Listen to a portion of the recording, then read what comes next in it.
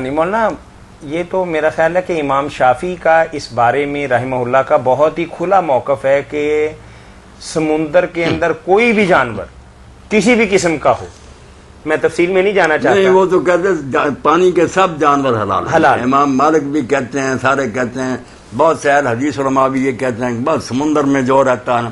اب وہاں جب ان اماموں کے سامنے آیا کہ سمندر میں خنزیر بھی ہوتا ہے، خنزیر البحر، پھر ڈر گئے، کہنے لگے یار اگر اس کو خنزیر کہتا تو اب تو ہم ٹھٹک گئے.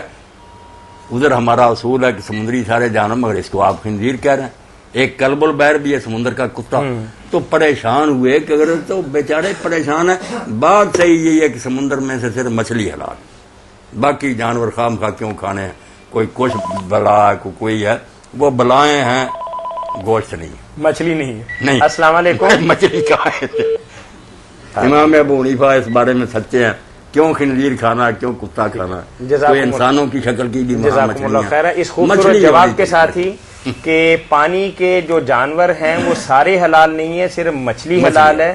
نبی کریم صلی اللہ علیہ وسلم کی تعلیمات کی روشنی کے اندر صرف مچھلی حلال ہے، اور مچھلی کی ہزاروں نہیں لاکھوں قسمیں ہوں گی، وہ سب حلال ہیں. مچھلی جس کو کہتے ہیں. لیکن باقی جانور جو ہیں جیسے ہماری زمین پہ چلنے پھرنے والے، سور ہے، کتا ہے، سانپ ہے، یہ حرام ہے، بے شک سمندر ہی کے جانور. سمندر میں بھی سانپ ہیں بڑے. جزاکم اللہ خیر. اس خوبصورت جواب